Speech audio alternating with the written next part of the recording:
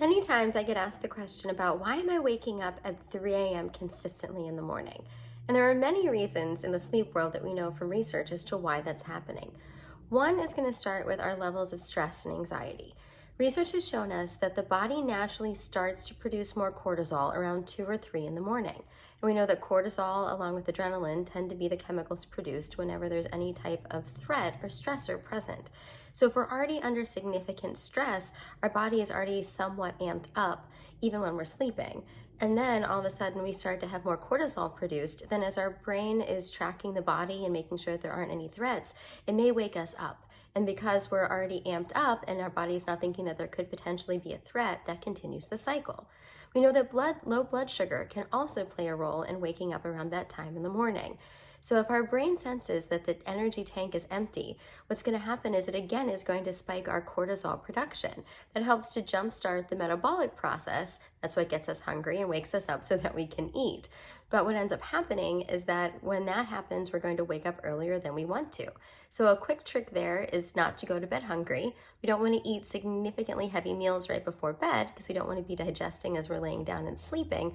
But we could have something that's going to be a healthy snack. Some of the proteins and a little bit of the sugars, just the smallest bit. Think of an apple with some peanut butter on it, for instance. For individuals that don't want to go that route, research has talked about, for instance, potentially a scoop of honey, a quick little teaspoon to help to increase a little bit of that sugar without throwing blood sugar through the roof. We also know that we do see shifts in our sleep schedule, our sleep architecture throughout the course of the night. And in the early morning hours, we're spending more time in REM sleep, which is easier to be woken up from. So we want to make sure that we are taking advantage of things like an eye mask or earplugs or a white noise machine to be able to reduce the small things that may be waking us up. We also see around 2 to 3 in the morning, that's when the body stops the lower temperatures. We know our body drops in temperature as we're sleeping, and we start to see more of the increase of our temperature again, which can trigger the body that it's time to wake up. Other medications can potentially play a role in this, even things that people are using consistently, such as some beta blockers to treat with our blood pressure, even some cold and allergy medications, for instance. So you do want to be checking in with your doctors about what medications you are going to be using and could that impact your sleep and cause you to wake up more frequently. And then, of course, we know that aging plays a role. As we become older, we see that we become tired earlier in the evening.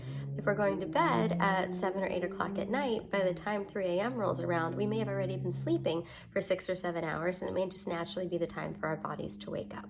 So we want to be paying attention to what we're doing and making sure that we are being active during the day and exercising as best as we can to build up sleepiness to help us to be able to sleep longer. Be well.